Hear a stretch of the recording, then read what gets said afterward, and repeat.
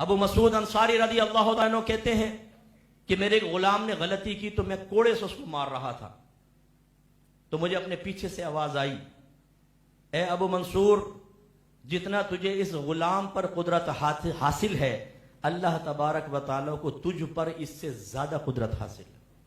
کہتے ہیں پلٹ کر دیکھا تو نبی کریم صلی اللہ علیہ وسلم سے تو خوف اور دہشت سے روب سے کوڑا میرے ہاتھ سے گر گیا۔ میں نے کہا یا رسول اللہ گواہ رہیے گا میں نے اپنے غلام کو آزاد کیا۔ سرکار نے ارشاد فرمایا اگر تو اس کو آزاد نہ کرتا تو جہنم میں جاتا۔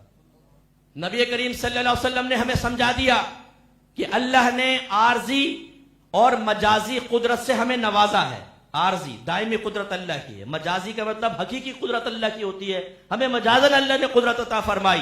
کبھی بھی اپنے آپ کو خدا مت سمجھیں، دعوی خدا ہونا کوئی نہیں کرے گا، لیکن بعض اوقات ہمارا طرز عمل ظاہر کر رہا ہوتا ہے، سامنے والے کو حقیر اور کمزور محسوس کرنا اور محسوس کروانا ثابت کر رہا ہوتا ہے، جیسے ہم نے اپنے آپ کو بہت بڑا قدرت والا سمجھ لیا ہے، اتنا کہ اب اللہ بھی میری گرفت نہیں کر سکتا، طرز عمل ظاہر کرتا ہے۔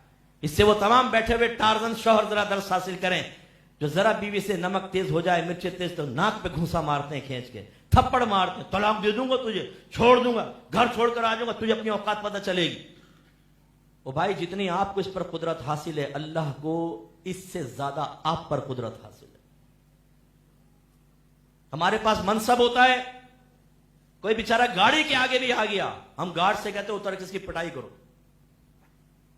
میں نے منظر دیکھا نہیں، میں رکا نہیں، ایک دفعہ کسی نے اوورٹیک کیا ہوگا کسی گاڑی کو، لینڈ کروزر کو، تو وہ لینڈ کروزر والے نے آگے لایا، اس کے پیچھے گارڈ بیٹھے ہوئے تھے، اس میں سے اترا، وہ اسٹک اس نے نکالی، جو ہوتی نا اسٹک کے اندر ہوتی ہے، اس کو نکال، پھر وہ منظر میں دیکھ نہیں سکا، میں کیونکہ روکنے پہ بھی قادر نہیں تھا تو میں چلا گیا، اس نے اس کو مارا ہوگا کہ خوب، اور وہ لڑکا اترا، وہ کسی بڑے صاحب کا بیٹا ہوگا، گارڈ گنے لے کے کھڑے ہوئے ہیں، سامنے والا کیا کرے گا، پٹنے کے علاوہ کچھ نہیں کرے گا، لیکن جس وقت اس کو پیٹ رہا تھا اس کے ذہن سے نکل گیا تھا کہ ایک ایسا قادر مطلق بھی ہے جو بروز قیامت میرا احتساب کرے گا۔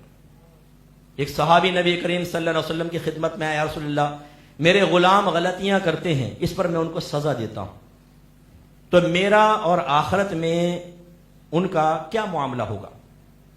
رحمت کونین صلی اللہ علیہ وسلم نے فرمایا کہ تیری مار ترازو کے پلڑے میں رکھی جائے گی اور ان کی خطائیں دوسرے پلڑے میں رکھی جائیں گی، اگر خطا اور مار برابر ہے تو نہ لینا نہ دینا، اگر تیری مار کم ہے خطائیں زیادہ، ان کی نیکیاں تیرے نام اعمال میں ڈالی جائیں گی، اور اگر تیری مار اور سزا زیادہ ہے اور ان کی خطائیں کم تو تیری نیکیاں نکال کر ان کے نام اعمال میں ڈالی جائیں گی۔ تو وہ صحابی روتے ہوئے وہاں سے رخصت ہو گئے۔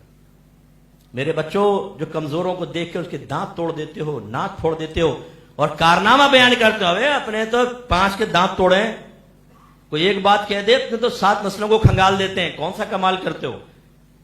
ہماری بہنوں کو بھی سمجھائیں جو بعض اوقات ساس ہو کر پورے گھر پر سمجھتی ہیں کہ بیٹے سب فرما بردار ہیں، بہو پہ جیسا مرضی ظلم کرو میں کر لوں۔ بعض بہویں ایسی ہوتی ہیں کہ جو بہت تیز ترار ہوتی ہیں، پڑوسی ملک کے ڈرامے دیکھ دیکھ کے انہیں پتہ چل گیا ہے کہ ساس کو کنٹرول کیسے کرنا ہے اور شوہر کو کیسے اپنے پیچھے لگانا ہے، کیسے اپنی جھیل جیسی آنکھوں اور سانپ جیسی زلفوں کو ہلا ہلا کر شوہر کو قدموں کے اندر گرانا ہے، غلمٹا بنانا ہے، ان کو معلوم ہوتا ہے۔ وہ ساس پہ ظلم کر رہی ہوتی ہیں، بیٹے کو اس کے خلاف کھڑا کر دیتی ہیں، بیٹا سینہ چھوڑا کر امی آپ نے میری بیوی کو رلا دیا۔ ہاں غلمٹے، تیری ماں کے آنسو تجھے نظر نہیں آ رہے، بیوی کو رلا دیا میری امی، میری بیوی بیچاری بڑی کام کرتی ہے، اور تم کتنے بہن بھائی تھے؟ 8۔ تیرے بچے کتنے ہیں؟ ابھی تو پیدا بھی نہیں ہوا، حاملہ بیوی ہے، تیری ماں نے 8 بچوں کی خدمت کی، وہ تجھے نظر نہ آئی، آج اپنی بیوی کے بارے میں کہہ رہا ہے، شرم نہیں آتی؟ ڈوب مرنے کا مقام ہے۔ ماں دوسری نہیں مل سکتی، بیویاں تو سینکڑوں تمہیں مل جائیں گی۔ یاد رکھو یہ خرابیاں چل رہی ہیں، کیوں؟ آدمی کے اندر زور آتا ہے، وہ سمجھتا ہے کہ میں قادر ہو چکا ہوں، معاذ اللہ اللہ تعالیٰ کی قدرت سے نگاہ ہٹتی ہے اور تباہ ہو جاتا۔ اللہ کی قدرت کاملہ کو ذہن میں رکھیں۔